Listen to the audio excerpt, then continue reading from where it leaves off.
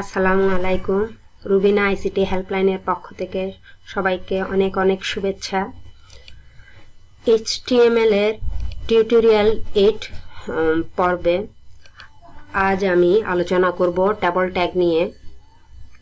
Web পেজে কন্টেন্টকে ছক আকারে প্রদর্শন করার জন্য, অর্থাৎ রো ও কলামে সাজিয়ে উপস্থাপন করার জন্য মূলত এই টেবল ট্যাগগুলো ব্যবহৃত হয়। টেবল তৈরির জন্য একগুচ্ছ ট্যাগ রয়েছে, যেমন টেবল ট্যাগ, এরপর টিআর ট্যাগ, এটা টেবল রো অর্থাৎ টিআর ট্যাগের মাধ্যমে টেবলে রো নির্ধারণ করা হয়। টিএইচ টেবল হেডার, টিএইচ ট্যাগের মাধ্যমে কোনো একটি কলামের শিরোনাম নির্ধারণ করা হয়। টিডি টেবল ডাটা, টিডি ট্যাগের মাধ্যমে কোনো একটি সেল নির্ধারণ করা হয়। আরেকটি ট্যাগ রয়েছে যেটা হলো ক্যাপশন। ক্যাপশন ট্যাগের মাধ্যমে কোনো একটা টেবলের শিরোনাম নির্ধারণ করা হয়। আজ এই টেবল ট্যাগের পার্ট 1 পর্ব। তো শিক্ষার্থীরা, আমরা দেখি এবার প্র্যাকটিক্যালে কিভাবে একটা টেবল তৈরি করতে হয়। আমি আগে থেকে কিছু ট্যাগ লিখে রেখেছি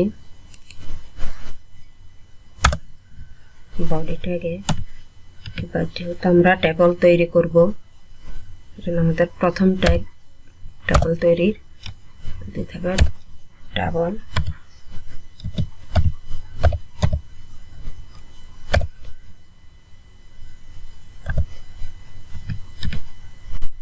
টেবলে আমাদেরকে একটা অ্যাট্রিবিউট যোগ করতে হবে, বর্ডার ইকুয়াল টু 1 পিক্সেল।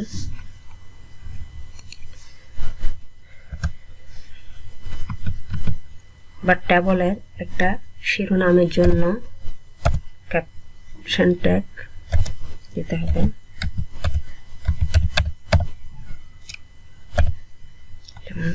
শিরোনাম লিখি স্টুডেন্ট টেবল,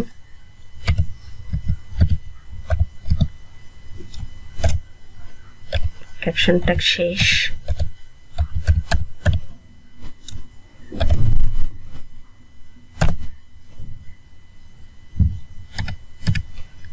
টেবলের রো নির্ধারণের জন্য দিতে হবে টিআর ট্যাগ।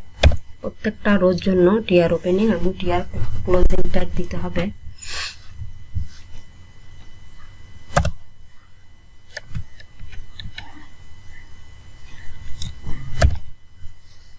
যেহেতু প্রত্যেকটা কলামের একটা হেড অংশ থাকে, অর্থাৎ হেডারের জন্য টিএইচ ট্যাগ দিতে হবে।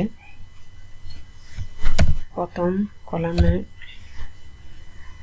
হেডার হবে rho,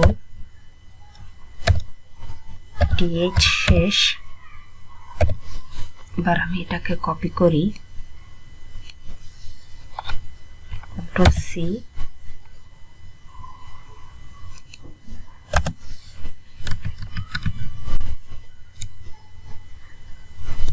control V, control V. 3টা কলাম থাকবে টেবিলটাতে। প্রথমটা রোল, পরের কলাম নেম, 3 নম্বর কলামে গ্রুপ। এবার আমাদের টিআর ট্যাগ শেষ করতে হবে।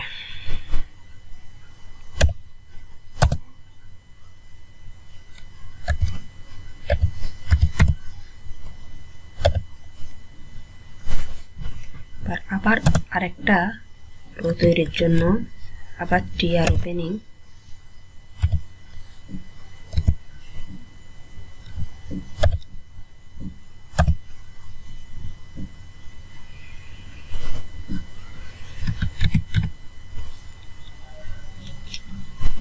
এবার দিতে হবে টিডি। প্রত্যেকটা সেলে টিডি দেওয়ার জন্য, টেবল ডাটা দেওয়ার জন্য আমাদের টিডি ট্যাগ ব্যবহার করতে হবে। প্রথম কলামে যেহেতু রোল নাম্বার লিখতে হবে, তাই আমি রোল নাম্বার দিলাম 105, টিডি শেষ। এবার এটা copy, control C, control V, control V. আমাদের প্রথম কলামে রোল নাম্বার ছিল, তাই রোল নাম্বার, দ্বিতীয় কলামে ছিল নেম, তাই আমাকে একটা নাম দিতে হবে। দিলাম রহিম। পরের কলামে group science,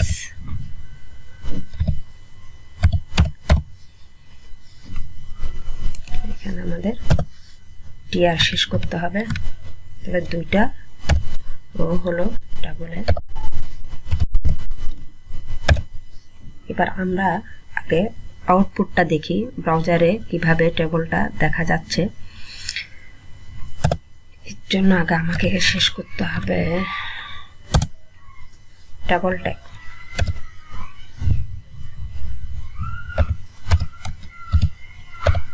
table closing tag, body closing already দেওয়া আছে, HTML ক্লোজিং দেওয়া আছে, ক্লোজিং,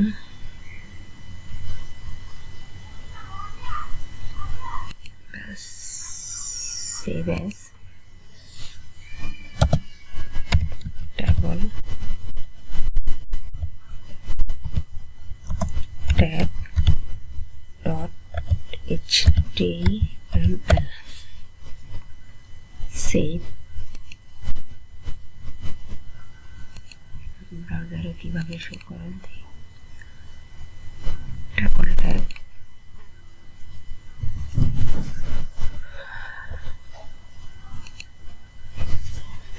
দেখা যাচ্ছে। এই যে আমি যেমন স্টুডেন্ট টেবল, এখানে যেটা ক্যাপশন হিসেবে লিখেছি স্টুডেন্ট টেবল, তাই টেবলটার শিরোনাম স্টুডেন্ট টেবল। এরপরে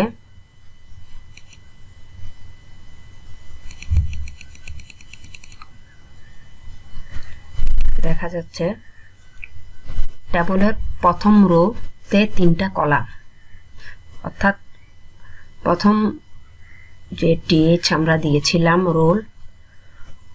রোলটা 3টাই টিএইচ দিয়ে যা লেখা হয়েছে, নেম, গ্রুপ, রোল, এগুলো বোল্ড আকারে আসছে যেহেতু এগুলো টিএইচ ট্যাগ দিয়ে লেখা হয়েছে।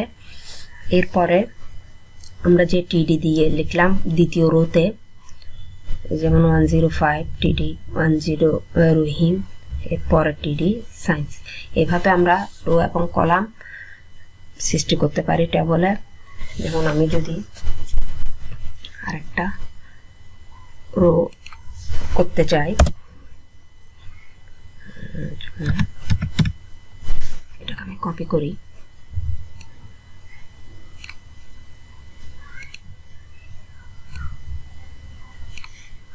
কন্ট্রোল সি,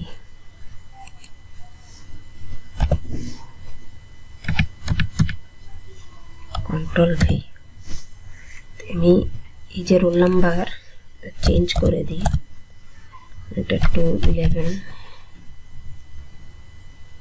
তারপরে দিলাম সুমন, এটা আমি দিলাম হিউম্যানিটিস,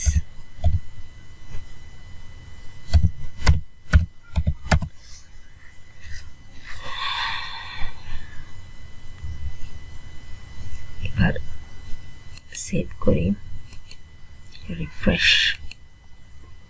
আমাদের আরেকটা রো হলো, এবং রো 3টা কলামে প্রথমটাতে রোল নাম্বার লিখলাম যে 211, এরপর সুমন এবং হিউম্যানিটিস। এরপর আরেকটা বিষয়, যেমন এখানে এই যে বর্ডার সাইজ, আমি যদি যেমন এই অ্যাট্রিবিউটটা অ্যাড করলাম না, সেভ, তবে এটা কিভাবে দেখা যায় দেখো। তাতে এগুলো এমনিতে নির্দিষ্ট তালিকা আকারে হয়েছে, বাট এগুলোর বর্ডার নেই। তাই আমাদেরকে টেবল ট্যাগে বর্ডার অ্যাট্রিবিউট অ্যাড করতে হয়। আর যদি আমি 1 এর পরিবর্তে 2 দেই, তবে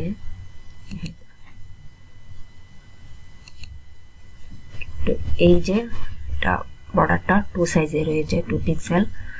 এটা ইচ্ছে করলে আমরা 2, 3 দিতে পারি, 1 দিলে পারে।